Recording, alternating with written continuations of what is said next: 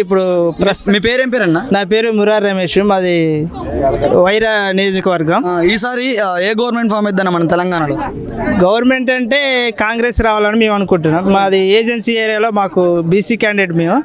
మాకు ఇంతవరకు ఏజెన్సీ ఏరియాలో ఎస్టీ వాళ్ళకే పట్టాలు ఉన్నాయి. మేము దాదాపు 50 సంవత్సరాల నుంచి జీవిస్తున్నాం. కానీ ఈ ఏరియాలో మాకు అవకాశం లేకుండా పట్టాలు లేవు.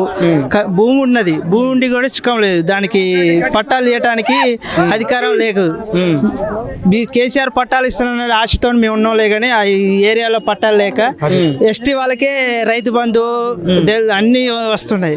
మాకేది లేదు. కరెంటు భూమి ఉంది కానీ కరెంట్ లేదు.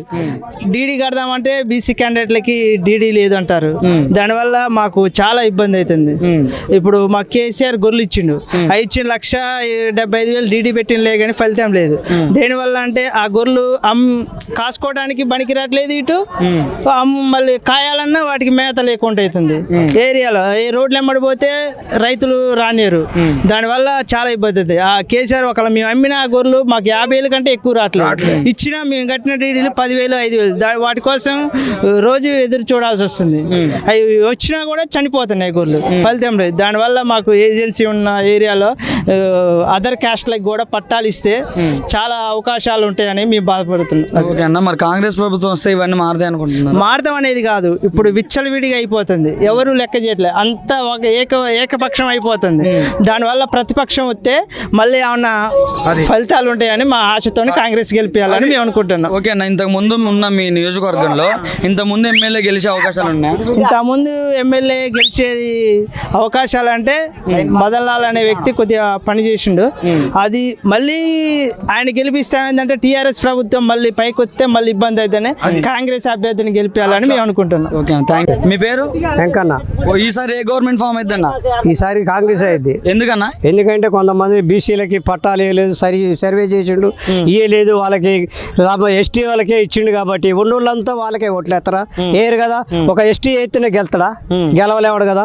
మారుమూల గ్రామంలో అసలు సర్వే చేయకూడదు. చేసినాక అందరికి అమలు చేయాలా, ఇవి ఇవ్వాలి. ఇస్తే అందరు కాల్చి ఓట్లు వేస్తారు, మళ్ళీ అదే ఫామ్ అయింది. కానీ ఇప్పుడు ఏరు, ఎవరు సాయిబులు ఏరు, తురకోడు ఏడు, దూలకులోడు ఏడు, గొల్లోడు ఏడు, రాజన్నోడు ఏడు, ఇలాంటి వాళ్ళు కమ్మోళ్ళు లేరు. ఇలాంటి వాళ్ళు మొత్తం ఏరు. ఎందుకని వాళ్ళకి ఏం చేయలే. పట్టాలు ఉన్నోడికే డబ్బులు ఇస్తాడు. ఒకడు హైదరాబాదులో ఉన్నోడికి కూడా 20 ఎకరాల పట్టా ఉంటే 20 ఎకరాలుగా డబ్బులు ఇస్తాడు. ఇక్కడ చేసేవాడికి ఎవడికి డబ్బులు రూపాయి చెందట్లే. కష్టం చేసినోడు కష్టంలోనే ఉంటాడు.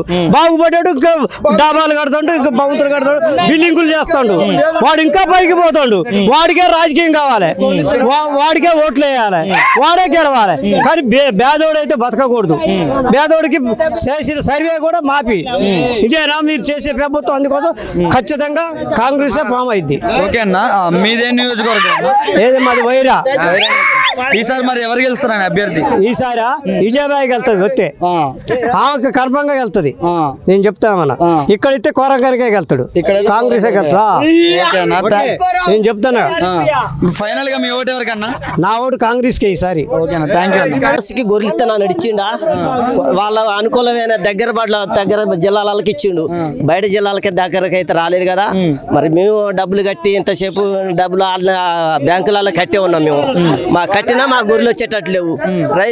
మన దళితులకు భూములు ఇస్తున్నాడు, అవి లేవు. డబ్బులు ఇస్తున్నాడు, అవి లేవు. ఎవరికి సహకరించింది అయితే ఏం లేదు. ఇక్కడ మాకు పట్టాలన్న మాట మాకు ఏదీ లేదు. అంటే ఎస్సీ వాళ్ళు అయితే మాకు లేదు పట్టాలు, మాకేరా. మేము దున్నుకోమా, మేము పండించుకోలేమా, మాకేది రావట్లేదు. మాకు పట్టాలు ఏందానికి మేము ఎందుకు వేయాలి ఓటు? మేము ఓటు వేయము.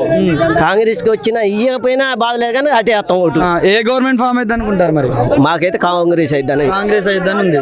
ఓకేనా, కాంగ్రెస్ అయితే మరి ఇచ్చిన ఇంకో రైతుల విషయంలో అయితే కాంగ్రెస్ కి ఓటింగ్ పోద్ది. అర్థమైంది. అంటే కేసీఆర్ గారు రైతుల్ని ఎక్కువ బాగుపరిచారని అందరూ. మాకు బాగుపరిచారని ఇప్పుడు బోర్లు ఏం ఇటాలేదు.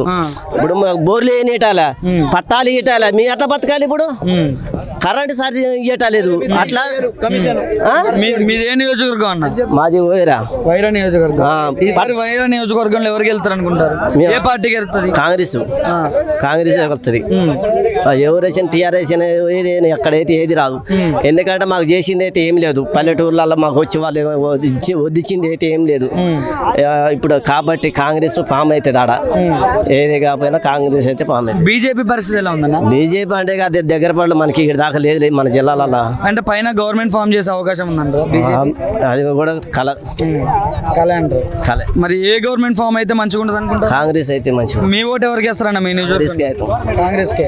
ఓకే, మండలాలు మొత్తం కూడా కాంగ్రెస్కే పోతాయి. మండలాలు మొత్తం కూడా కాంగ్రెస్కే. ఓకే, థ్యాంక్ యూ అన్న. నమస్తే. మీ పేరు? విక్రమ్. విక్రమ్ గారు, ఈసారి తెలంగాణలో ఏ గవర్నమెంట్ ఫామ్ అయింది? కాంగ్రెస్. ఎందుకని అట్లా? తెలంగాణ గవర్నమెంట్ 9 సంవత్సరాలు చూసాము. ఇప్పుడు ఒక్కసారి కాంగ్రెస్ ప్రభుత్వంకి ఇస్తే అది కూడా చూడాలి కదా. ఎలా అనిపించింది అన్న కేసీఆర్ గారి పాలన? బాగలేదన్న. బాగాలేదా? మరి మన కాంగ్రెస్ వస్తే మారుతుంది అనుకుంటున్నారా? మంచిగా మారుతుంది అన్న హోప్. అంటే మీకు ఏమైనా వచ్చినాయన్న? పథకాలు ఏమైనా అందినాయా? ఏం రాలేదన్న. అప్లై చేశారన్న అన్నింటికి? అన్నీ చేసాం కానీ ఏం అందలే. ఏ నియోజకవర్గం అన్న మీది? ఇల్లెందు. ఇల్లందు. ఈసారి ఇల్లందు నియోజకవర్గంలో ఏ అభ్యర్థికి వెళ్తారు అనుకుంటున్నారు? అభ్యర్థి అంటే చెప్పలేము. మాక్సిమం కాంగ్రెస్ కాబట్టి కాంగ్రెస్ వస్తుందని. గతంలో మనం హరిప్రియ గారి పాలన చూసినాం కదా, ఎలా అనిపించింది?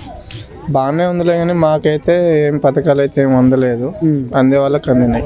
ఓకే అన్న, బీజేపీ పరిస్థితి ఎలా ఉందన్న? బీజేపీ అయితే అటు అడ్రస్ లేదు అనుకుంటున్నా.